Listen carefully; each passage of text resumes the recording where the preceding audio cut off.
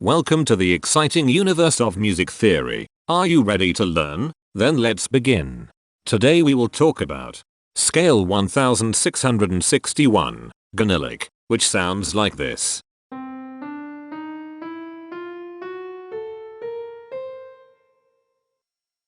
This scale has 8 tones, which means it is called an octatonic scale.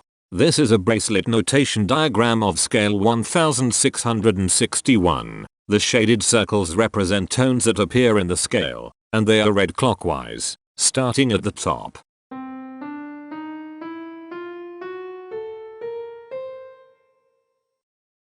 The pitch class set for this scale is 0, 2, 3, 4, 5, 6, 9, 10. The fault class is 8Z15. This set is not prime. The structure of a scale is a description of the interval distance between each successive tone. This scale has a structure of 2-1-1-1-1-3-1-2.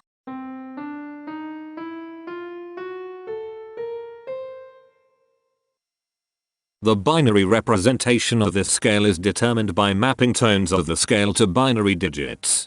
Each binary digit represents a power of 2.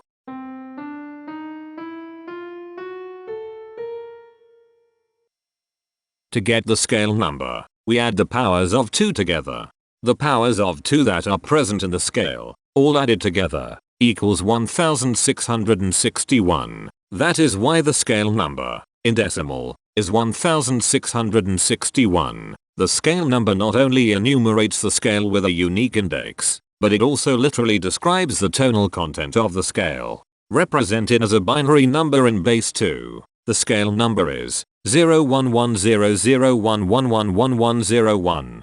Here are the common triads present in this scale. The diagram in the center is a graph of parsimonious voice leading between triads.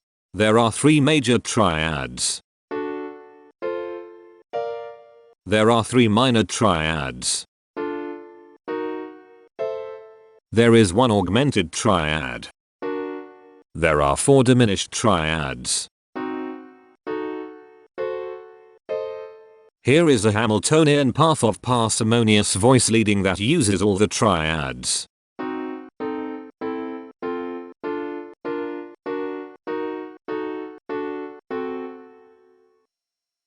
This scale has 8 modes.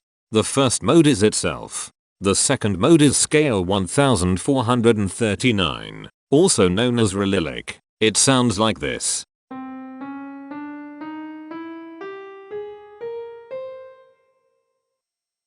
The third mode is scale 2767, also known as octatonic. It sounds like this.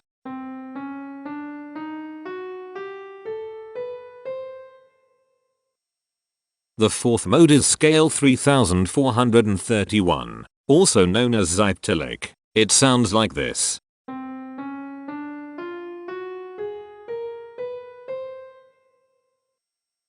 The fifth mode is scale 3763, also known as Gonyllic. It sounds like this.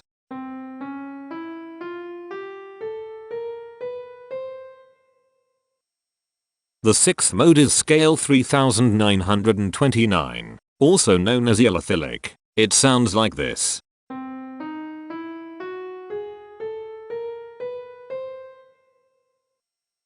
The seventh mode is scale 1003, also known as Gonyllic. It sounds like this.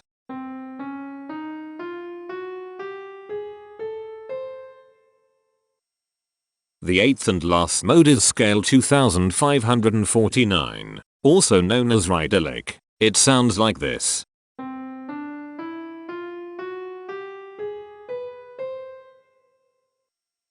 Imperfections are tones that have no tone a perfect fifth interval above them. This scale has 3 imperfections. They are at positions here, here, and here. Hemitones are instances where 2 tones in the scale are a semitone apart. This scale has 5 hemitones. They are at positions here, here, here, here, and here.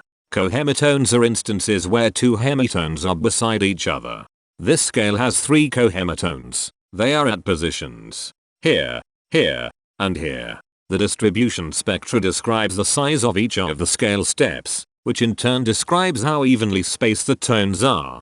A generic interval is how many scale steps are between one tone and another. A specific interval is how many semitones apart they are. The generic interval of one scale step comes in 3 different specific interval sizes: 1 semitone, 2 semitones, and 3 semitones. The spectrum width of this generic interval is the highest, 3, minus the lowest, 1, which equals 2. The generic interval of 2 scale steps comes in 3 different specific interval sizes: 2 semitones, 3 semitones, and 4 semitones. The spectrum width of this generic interval is 2.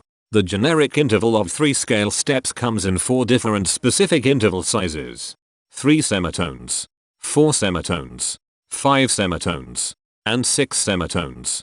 The spectrum width of this generic interval is 3. The generic interval of 4 scale steps comes in 5 different specific interval sizes: 4 semitones, 5 semitones, 6 semitones, 7 semitones, and 8 semitones. The spectrum width of this generic interval is 4. The generic interval of 5 scale steps comes in 4 different specific interval sizes: 6 semitones, 7 semitones, 8 semitones, and 9 semitones. The spectrum width of this generic interval is 3. The generic interval of 6 scale steps comes in 3 different specific interval sizes: 8 semitones, 9 semitones, and 10 semitones. The spectrum width of this generic interval is 2. And finally, the generic interval of 7 scale steps comes in 3 different specific interval sizes: 9 semitones, 10 semitones, and 11 semitones. The spectrum width of this generic interval is 2. The spectrum variation is the sum of all the widths, divided by the number of tones. The spectrum variation of this scale is 2.25. Since the variation is greater than 0, this indicates that the scale is not perfectly even.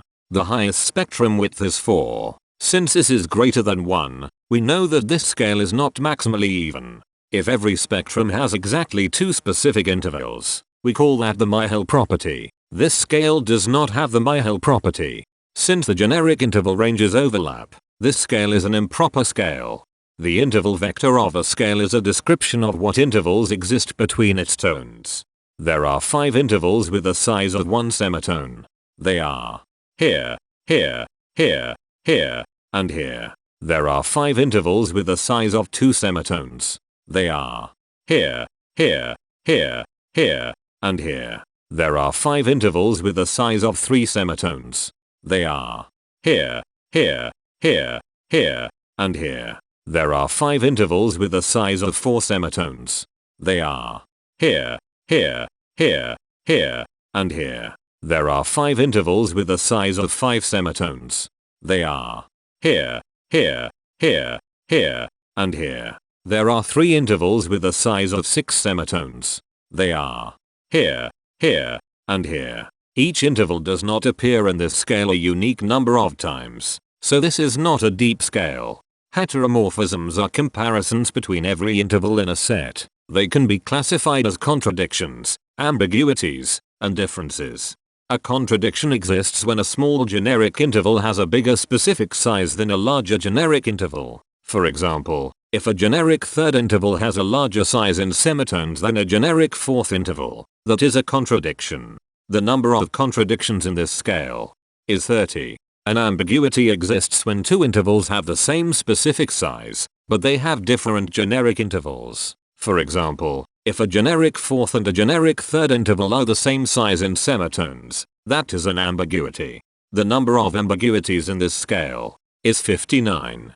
A difference exists when 2 intervals have the same generic size, but different specific sizes. For example, a major third and a minor third both have the same generic size, but they have different sizes when measured in semitones. The number of differences in this scale is 140. The coherence quotient measures the proportion of ambiguities and contradictions among a set's intervals. A scale with a higher coherence quotient is a good candidate for musical usefulness. The coherence quotient is 0.665. The sameness quotient measures the proportion of heteromorphic differences among a set's intervals. A scale with a higher sameness has fewer differences, so it is also a good candidate for musical usefulness. The sameness quotient is 0.286. This scale has no reflective symmetry. This scale has a different pattern of intervals ascending and descending, so it is not palindromic. This scale has no ridge tones.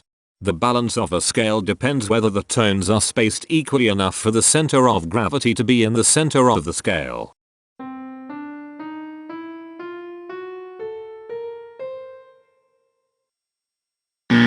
This scale is not balanced.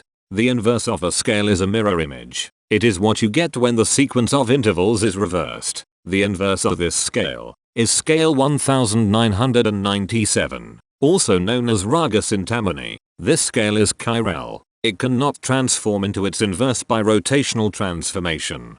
This scale has no rotational symmetry. For even more detail about this scale, visit ianring.com/musictheory/scales/1661. If you found this video informative, please consider supporting this channel by becoming a patron. Of course, not everyone has the means to support a project like this one financially, and that's okay. But if you are able to spare just $1 a month, your help is deeply appreciated. It will not only allow others to continue enjoying this series for free, but will also go toward improving the quality and quantity of music theory resources we can provide. Go to patreon.com/musictheory and join others like yourselves who totally geek out on all this nerdy stuff. Thank you to these Patreon patrons.